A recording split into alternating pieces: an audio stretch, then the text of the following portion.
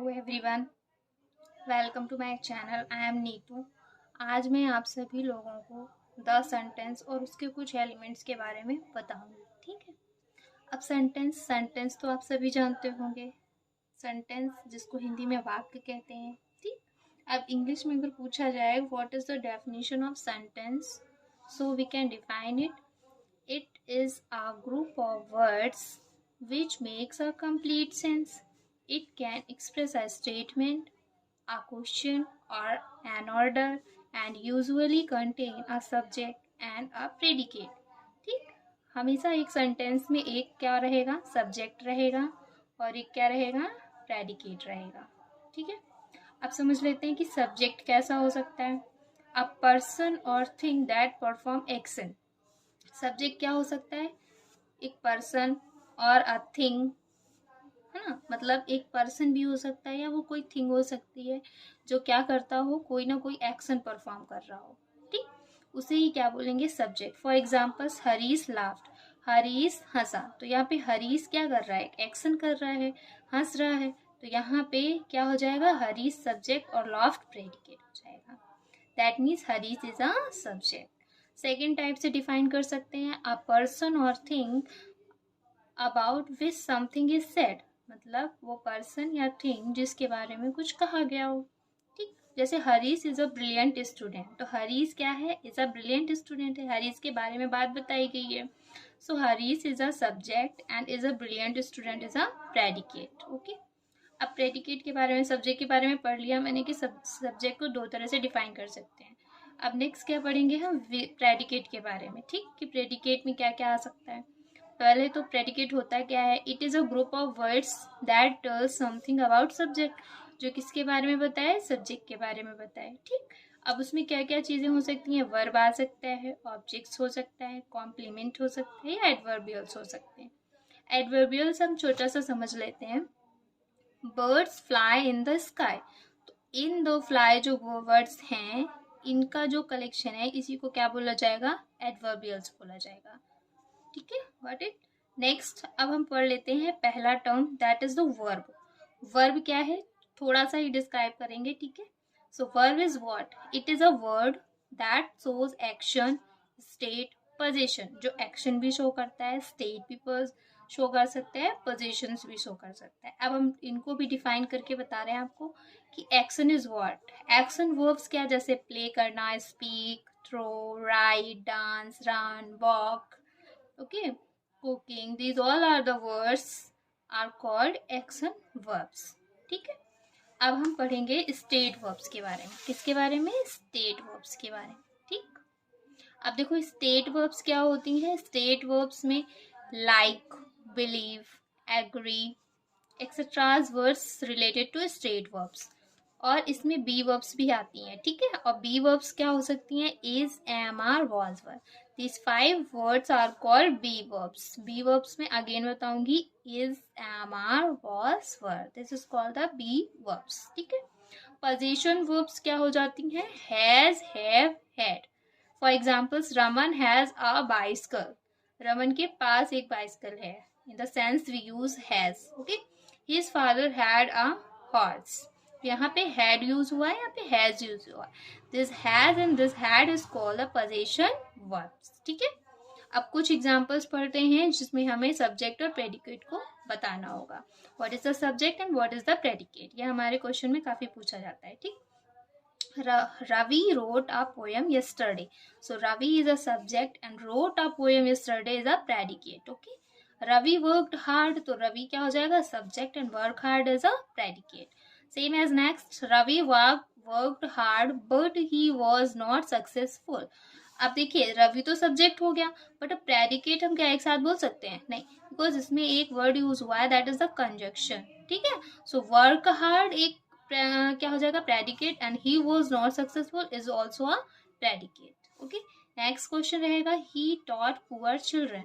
So he is a subject and taught poor children is a predicate. Reading believes our knowledge. अब यहाँ पे reading word आया है और यही है आपका सब्जेक्ट है। देखो ये सब्जेक्ट कैसा सब्जेक्ट है, ये क्या है, वर्ब में आईएनजी लगा दी गई। रीड में अगर हम आईएनजी लगा देंगे तो क्या हो जाएगा, रीडिंग, राइट। अब ये जो वर्ब में आईएनजी लगा देते हैं इसी को हम क्या बोलेंगे, जीरंड। क्या बोलेंगे, जीरंड बोलते हैं। ओके, तो कई बार क्या होता है, जो जीरंड होता है उसका यूज हम एज अ नाउन करते हैं। कैसे करते हैं, एज अ नाउन करते हैं। ठीक, जैसे यहाँ पे किया गया है, reading improves our knowledge. Reading क्या करती है, हमारी नॉलेज को इम्प्रूव करती है। तो यहाँ पे रीडिंग क्या है, it is a subject and improves our knowledge is a predicate. Same as next, swimming is a good exercise. तो स्विम से आईएनजी लगा देने पे स्विमिंग हो गया। So swimming is a subject and is a good exercise is a predicate. Got it. अब देखो, पहला टर्म हमने पढ़ा था verb, that I have done, and second one is a object. Second one is a object. So object is what? Object क्या होता है, देखो ऑब्जेक्ट के बारे में हम सेंटेंस में कैसे पता करेंगे।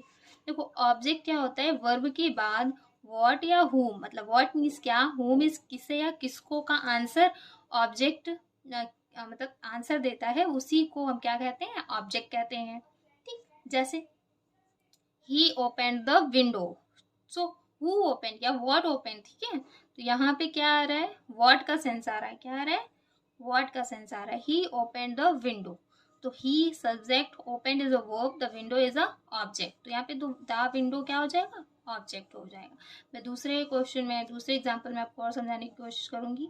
सी eats biscuits, she is a subject, eat is a verb and biscuit is a object. कैसे, she eats biscuits, what eat, so answer is biscuits, तो बस biscuits क्या हो जाएगा, ऑब्जेक्ट हो जाएगा।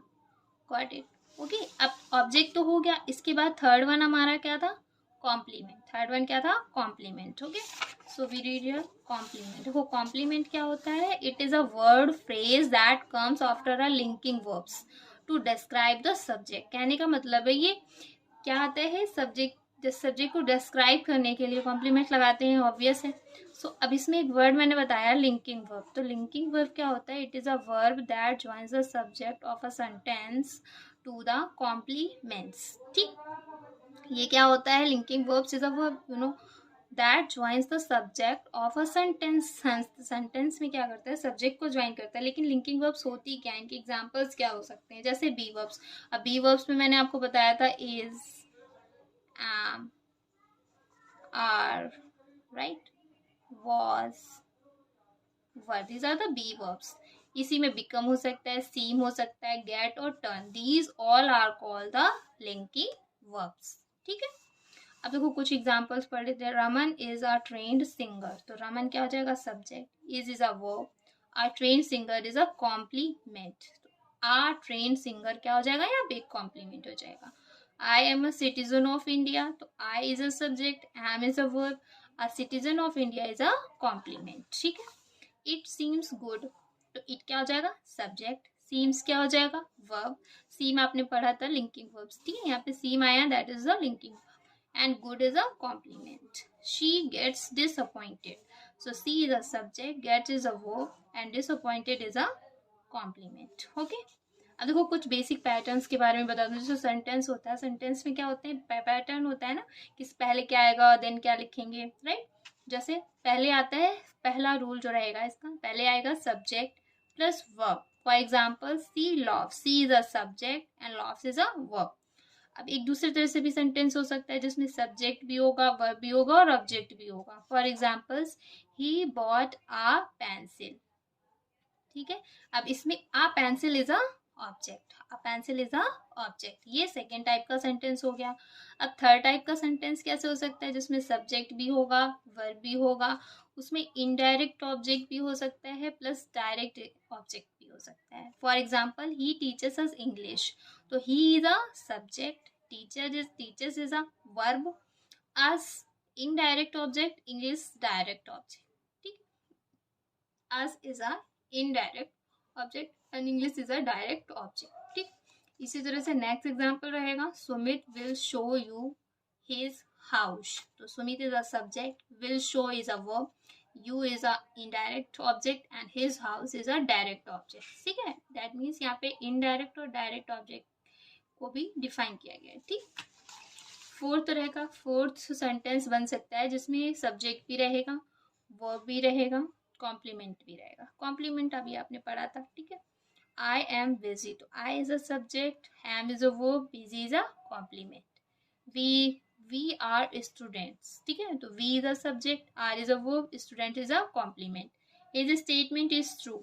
तो his is a his statement. His statement is a subject, is a verb, and true is a complement.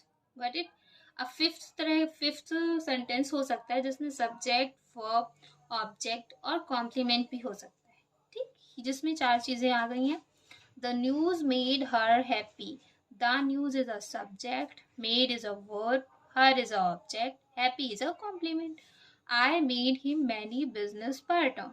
तो यहाँ पे I is a subject, made is a verb, him object, my business partner is a complement. This is a complement. Okay.